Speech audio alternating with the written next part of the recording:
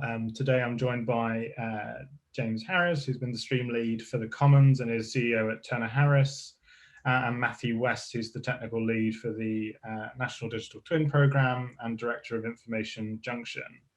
So let's just dive in and get started. So James, we've been working together, I think, for most of the time now that the Digital Twin Programme has been going. What were you kind of doing before you came involved with this? That's a broad question, isn't it? So I maybe trying to keep things on track when it comes to the digital side of things. I've been involved with digital technologies for the best part of a decade. So a formative career through aerospace and automotive then led me into some time with AMEC, which is now Wood Group, doing a lot of digital transformation for them, looking at how clean energy sort of interacts with the digital landscape as well. And then latterly, for the past 6 years, I've been running Turner Harris as its CEO, and I head up their digital practice. And we've been working with clients there, looking at how digital transformation and the sort of nexus and interaction and the new paradigms of digital are starting to affect things like asset management and the built environment. So that's sort of what led me into that area that CDBB operates in, and it's been a wild ride ever since. Good fun. And so when did Turner Harris start as a company? It was 2014, the winter of discontent, I think. So yeah, we kicked off back in late 2014. One of our earliest pieces of work was working with Sellafield, looking at exactly the same sort of challenges that CDBB is now trying to solve in terms of how you bring your built environment, the built assets of that institution, together with the sort of social interactions of its workforce and its supply chain.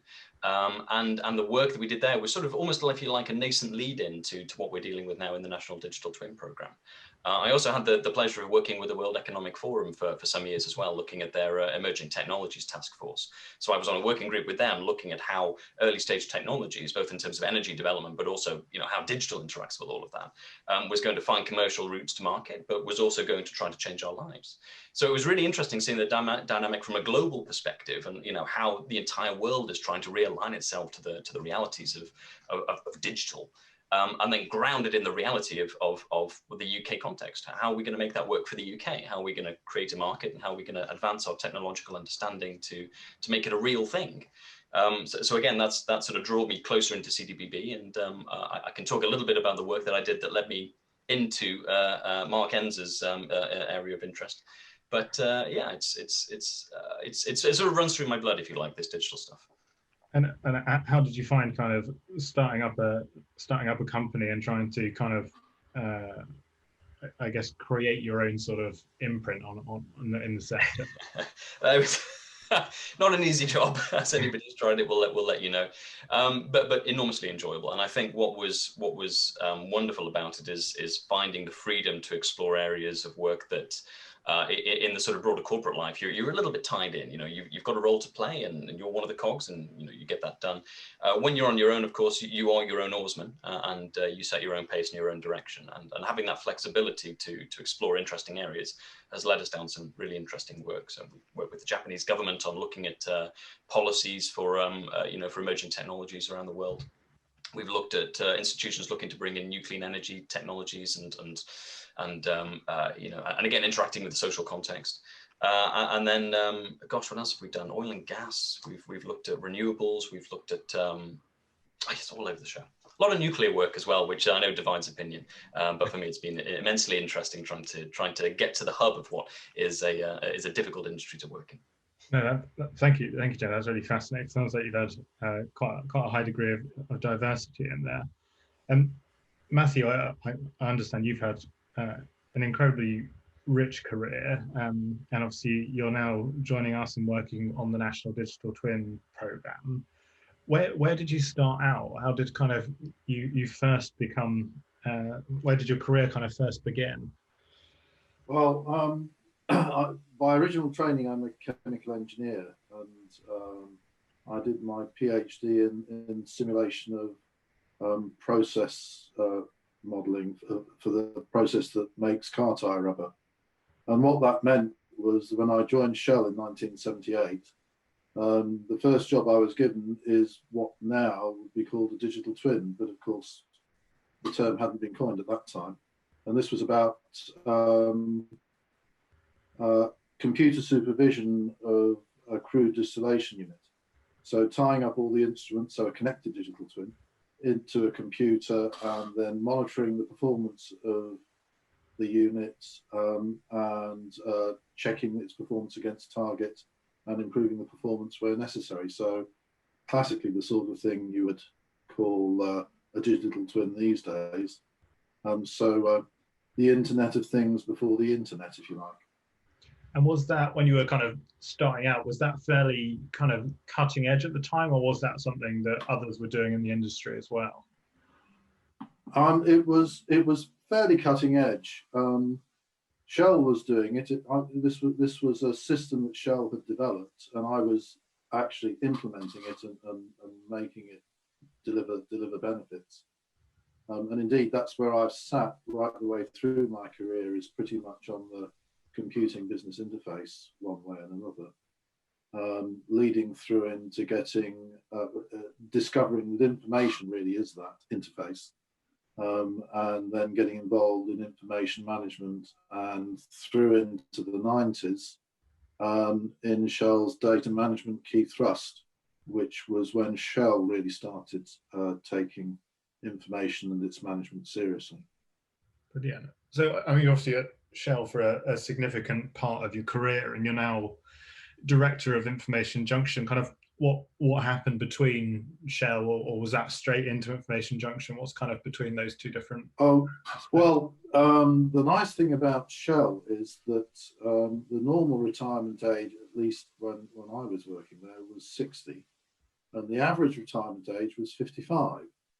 So and what happened, so I've been working there for 30 years, and so really what you're looking for is the opportunity to take early retirement with a nice handshake, and that's exactly what I did. So in 2008 I took early retirement from Shell, and decided that I was invited by a friend of mine to sort of co-found Information Junction, with the aim of delivering consultancy around information management. And then a few years later, that I would say that was not a huge success. And looking back now, I think it's mainly because most organisations weren't ready for what we were telling them. That's the hindsight telling me. But in the meantime, I wrote my book, Developing High Quality Data Models, and that's been a good thing to have as a poster, if you like, for encouraging people. And that's how, and in fact, it's through that I eventually got involved in what has become the National Digital Twin Programme. It was sort of the question on people's lips at the time was, how do we get from BIM level 2 to BIM levels 3 and 4, noticing that was about data integration. And in the late 90s, early noughties, I had been involved in developing ISO standards for the oil industry and the process industries more generally, for data sharing and data integration, ISO 15926. That and my book kind of got me up the list of people. They thought, oh, perhaps he knows what he's talking about. I've been involved then, that was late 2016, and I've been involved as a consultant through CPNI, so that's the Centre for Protection of National Infrastructure, since then. Brilliant. I may have to follow up with you afterwards how I can also retire at 55. That's the dream. Yeah, it's harder even in Shell now. Brilliant. So that's absolutely fascinating. Really interesting to see how diverse both of your backgrounds are. We're obviously here in part to talk about the information management framework. James, I can't imagine everyone on this call will know exactly what that is. I know it's quite complex once we start getting down to the details, but could you just at kind of a very high level kind of say what it is and why people should care about it, I guess? I think you're on mute, James. Oh, it was going to happen, wasn't it? And we just talked about this, didn't we, before we started the call? I will do my darndest. Matthew, give me a digital kick under the table if I start going off piste on this one. But fundamentally, from my perspective, we have a significant challenge in terms of how we grow out our digital understanding and start linking things together. We can look at a single sector, and we can look at, you know, some of the early work of the automotive sector and how they started to link data together between the physical and the digital, you know, and make that interact with each other. But the problem is once you start to scale it, and once it gets bigger and bigger and bigger, and you incorporate different asset classes and different use cases, if you don't have commonality, if you don't have a single guideline, if you like, a touch point to reference back to give you a start of a 10, it starts to become undone very quickly, and you find interoperability problems, and you find behavioral differences between different sectors start to get in the way of what should be a very valuable opportunity to share data for public good. So the information management framework is trying to create, as it describes it, a framework for how we manage information, a standard, for want of a better term. And Matthew, I think you'll weave better language around exactly what it is. It's not quite a standard, but it's a set of protocols, rules, guidelines, and more, both on the social as well as the technical, that help us to do things in a very common way. And then that will in turn help organizations to make better investment decisions about you know, how to invest in information management systems, safe in the knowledge that at least they've got a starter for 10. And I think we can get into detail later on, but you know, what we're not proposing to do here is to create the answer for everything. It is just the framework, the skeleton by which society as a whole needs to build on and get a better appreciation about how it manages things. But we need to start somewhere, and it needs to be common across all our sectors and environments, and it needs to be based on really robust principles that allow us to scale things quickly. So I've talked in sort of more ephemeral terms, and I wonder, Sam, if Matthew can add some clarity to that.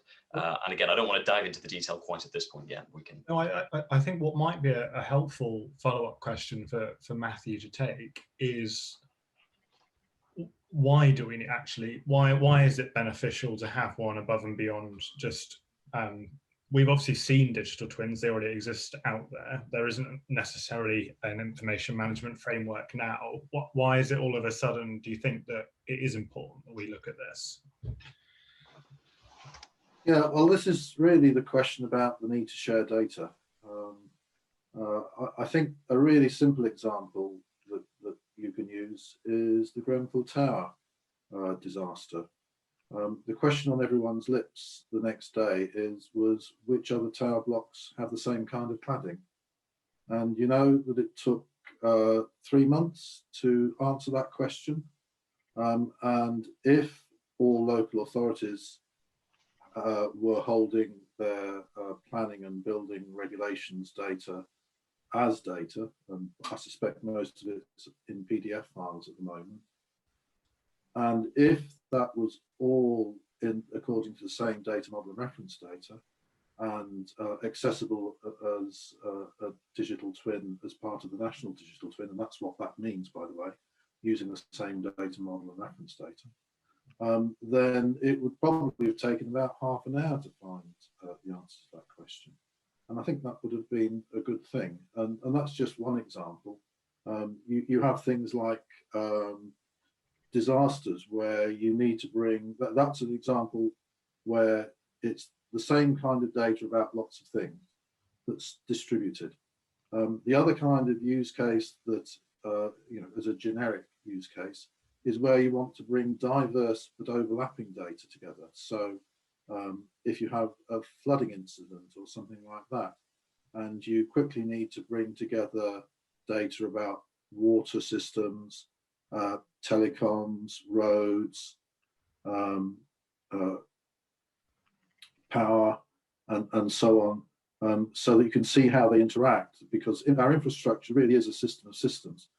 And at the moment, you're lucky if those systems, your information is available about those systems as individual silos. And the cross connections, which are actually so critical when things go wrong, are broadly not there at the moment. I mean, only in a few places do you find that those interconnections are really there. And then it becomes a surprise when things go wrong and you see how the domino effect happens across different systems. And we've seen that multiple times in recent, well, flooding events in particular. I think that point, if I can just come in on that one, it's the surprise factor, isn't it? Is Yeah. almost, we're all surprised when we started off on this journey that this didn't exist in some form already. You know, that interaction between our different assets and use cases, it isn't there. And without the framework, the problem is that we'll continue to think it is, and then when we reach a sudden point of implosion, or when something doesn't work, or when something falls apart, or we can't react quick enough, that's the bit where where the gap, the lack of an information management framework manifests itself and becomes very visible very quickly. And Grenfell was a great example of that. There are countless others too. So it's one of the primary issues with the IMF. And it's not an issue, it's just something we've got to be cognizant of, is that it's almost, if it was successful, it is completely transparent. Nobody sees it's there. It's behind the scenes doing what it needs to do so that we can all just get on with our daily lives and things knit together seamlessly in terms of how we share information. If we're seeing it, if it's a bulky thing in the way that we do business, we've done it wrong. It should be a pass-through service, basically, that's always operating there. I think if I kind of interpret this correctly, we need this for digital twins ultimately to be successful. But even if digital twins don't take off, as we all hope, it still has a huge amount of value. And I think obviously that's something that's really important. What I suspect people listening at the moment will be thinking is, this sounds like a great idea in principle, but how achievable actually is it? What's your kind of thoughts on that, James? We had an interesting, okay, so to split it up, that there are the technical challenges and there are the socio-technical challenges, those which enable the use of technology better. And they interact a lot, but to simplify things, let's look at them as two separate streams. Technically speaking, the technological basis for the argument is there already. And that's the great work that Matthew is doing, simply to add the detail and show the visionary steps forward that we need to take to get it in place. We don't need massive surges in technological maturity. We're there already. We just need to apply it and put the right pieces together. And there is some academic horsepower that needs to be put to it to try and understand how the linkages are formed at the very foundational level, which Matthew, I'm sure you'll talk about shortly. But there are also some of the largest challenges are in the social space, and they are things like legal frameworks or commercial contract forms, or so some of the boring paperwork-based stuff, which gets in the way of making investments and getting businesses to adopt this sort of thing. Because there is a distinction to make between government adopting this sort of framework, which is perhaps easier to do if maybe quite an investment in its own right, and the private sector finding economic value in doing it, because there needs to be a positive financial gain for this to be a viable option for them. So you got to kind of knit those things together. And then there's the social interaction bit. How do people and the public interact with or benefit from the sort of social framework? And I think it's in those latter 2 points, the sort of social and the commercial environment, which are the strongest inhibitors of its uptake, of the idea of an information management framework. We can get the technological stuff done. We can. And Matthew and his team are eminently capable of doing so. We cannot create a national perfect commercial environment for this to operate in. We need to work with a lot of partners so that they can understand the benefit of it.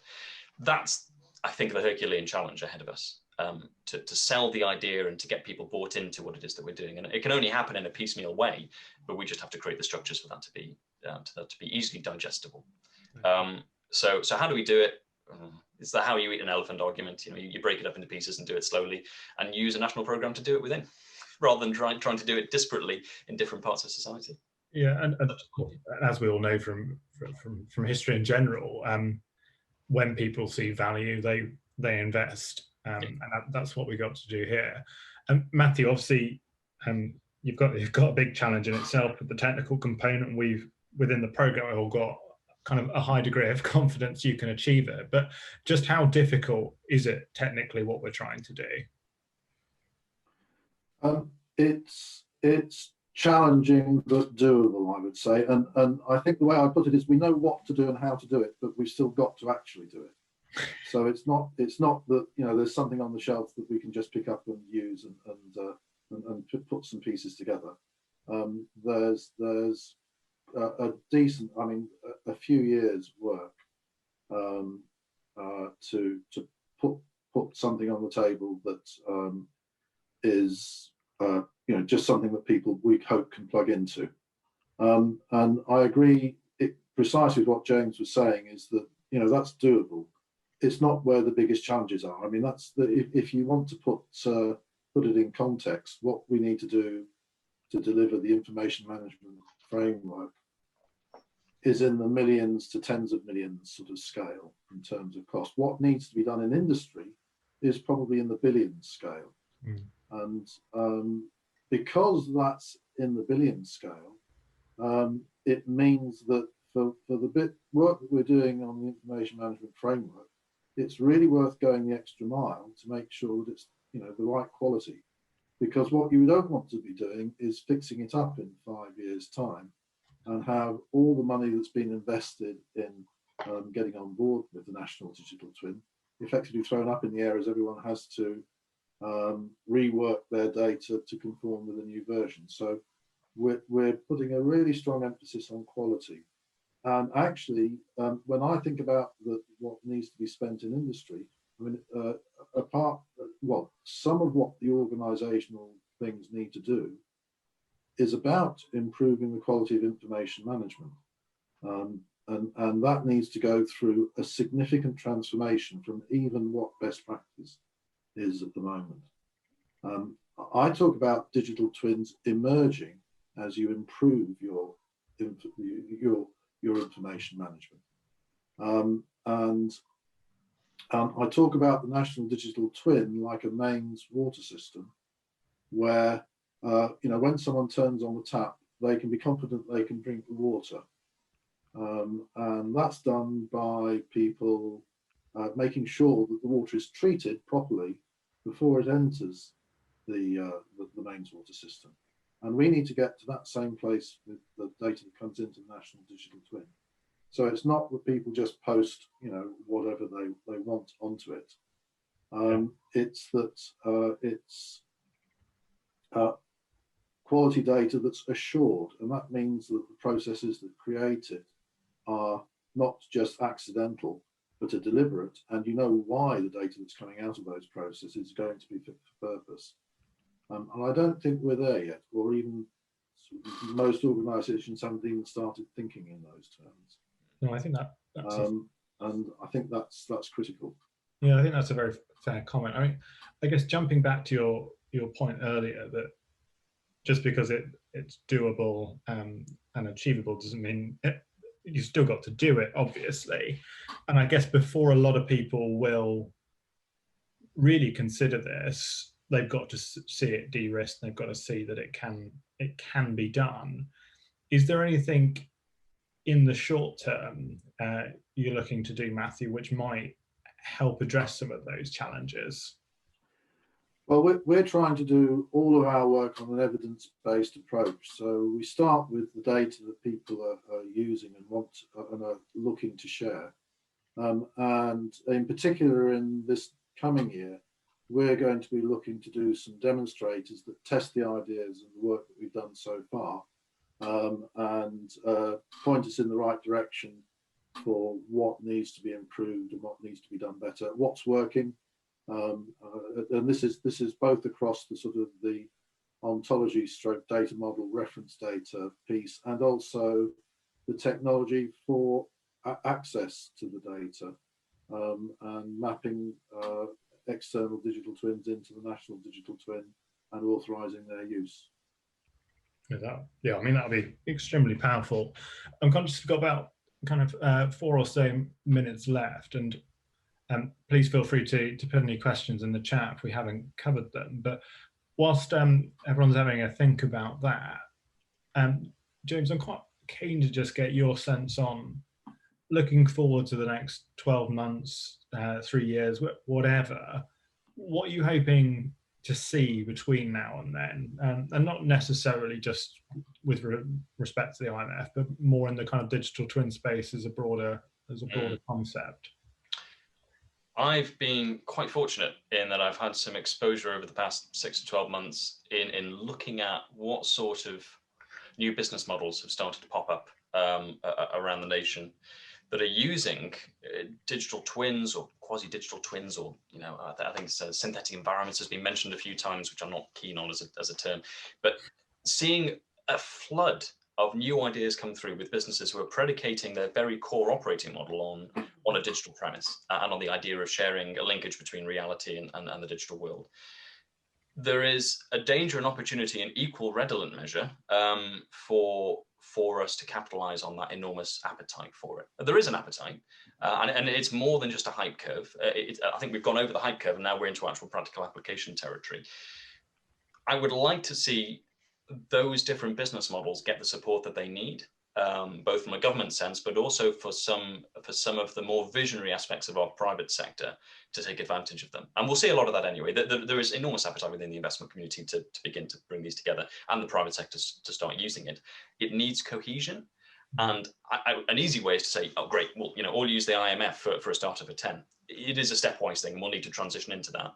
But if I were to try and summarize it, I'd like to see all these new business models find some form of common ground to start working together and try and share data a little bit better. And it has to be rooted in the economic good. I think the more I see people proposing technologies and business models that generate economic value as well as a good technology solution, the happier I am that we're on the right track. If we're missing out that numbers bit, we're missing the trick. It needs to look at how it contributes to society in financial as well as social terms. Thank you. And very briefly, before I come back to Matthew with the same question, you mentioned a kind of at the top of the hype curve now. How do you think we avoid going into the kind of the whole trough of disillusionment piece? Because there's obviously been a lot of interest around this, and as we've said today, there's actually a lot of work that's got to happen before we can really realise the value. I always feel the trough of disillusionment occurs because people realise the magnitude of the barriers that stand in the way of its implementation, and to some degree, the programme we've got a good advance notice of what those barriers are. We've been doing some studies, and the enabler stream when it existed was looking at that. We're still doing that now on what barriers are in the way. We just need to be a lot more communicative in what we think the solutions are to it, and provide people with that common framework of how to deal with them. So I think that's it. I think it's being proactive about dealing with the barriers and not waiting for implementation to try to solve them. The legal frameworks are a good issue to go about. If we don't have confidence that the legal frameworks are in place to support a national digital twin, let alone local digital twins, or the other way around rather, we're going to start. General counsel will simply say, stop. There's no way we're accepting that. The risk level is too high. So we need to get over that bit way before we start pushing this into broader application. That's my view anyway. I think that's how we enable that to happen. Thanks, James. And lastly to you, Matthew, what's your kind of hopes and aspirations for the next kind of coming years? Well, I think the key thing is that this is a long-term program. I was just talking to Mark Enzer, email with Mark Enzer the other day, when he was asking me about what the program might be over the next 10 years. And I think that's the right timescale really to be thinking about. It is a really big task that we're doing. It's going to take, it has taken the courage to start it, and it's going to take determination to continue it. And we need to understand that we're all in this together, and that we need to work together to make the progress that needs to be made. And as long as we get those really fundamental principles right and keep going, then we will overcome the challenges that we meet along the way. And there are going to be plenty of challenges. I have no question about that. Yeah. And it will be our determination to overcome them and working together to do so that will be the final arbiter of how successful we are. Thank you, Matthew. That was a very nice way of closing it off. So big thank you to James and Matthew. We've now come to the end of the session, and also to the end of our first series of Hub Insights. I was just seeing John Eyre's question there about the kind of what's coming out from industry already, and that's exactly what we're planning to do our next series around, which is sitting down with some of the supplier organizations, looking at what they are seeing as digital twin solutions, and starting to kind of get into some of that with them, find out what makes it a digital twin solution from their perspective. Does it actually fit into our model of what we see digital twins as being? I think that'll be a really, really interesting set of talks. But once again, big thank you to James and Matthew, and to the team at Cambridge for helping pull this together. And have a great Easter, everyone. Thanks very much. Thank you for having us, Sam. Thank you all.